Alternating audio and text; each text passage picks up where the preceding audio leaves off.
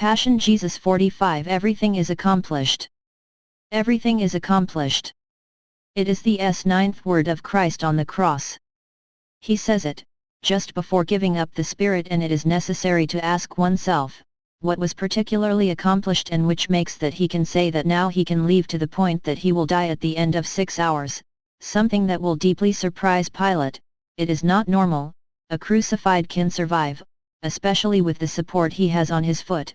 He can survive for weeks. Jesus will take 6 hours. Everything is accomplished in this precise sense. Jesus wanted to suffer all possible suffering, not in quantity, but qualitatively, that a man can experience. In agony at the Jardin des Oliviers, he experiences anxiety. It is terrible suffering. An anxiety that makes him sweat blood and water. He will know the irresponsibility of his disciples who fall asleep. Then their betrayal. Everyone will abandon it. He will experience an unfair trial, the most total injustice.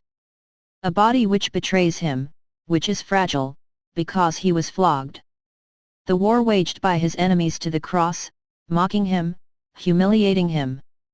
He will know on the cross the destruction of his body which becomes like liquid.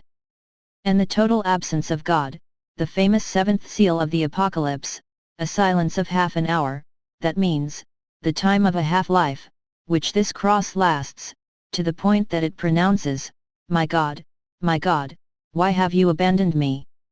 It is the experience of despair, the night of the mind, that every man can experience when he loses his treasure. For Christ, for Saint Teresa of the Child Jesus, the only treasure is God, and therefore, for him to know the night of the spirit, God must hide. For a miser, it is the loss of his gold cassette. When it is stolen, it goes as far as suicide. For a mother who loves her child more than anything, it may be the death of her child or the betrayal of her child, but this night of the mind, this despair, any man can know. Jesus really knows him, in every possible way on the cross. Then everything is accomplished. Why did he have to go through all this, and that at some point, he should put an end to this suffering? It's true, he decides to stop his life, because no one takes his life from him. Why?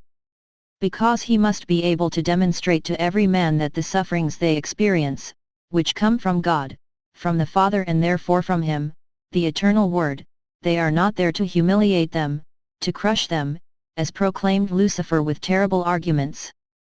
They are there, these sufferings, to shape our hearts for eternal life, to save us, because no one can see God without dying to himself, and therefore by living himself, to the bottom of last sufferings. This is an absolutely unstoppable argument.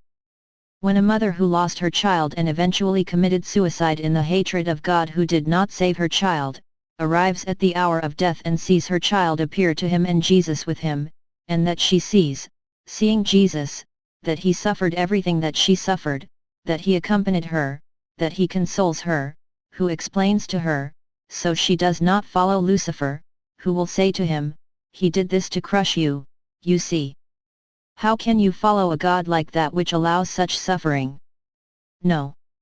She understands that it was a passage of purification.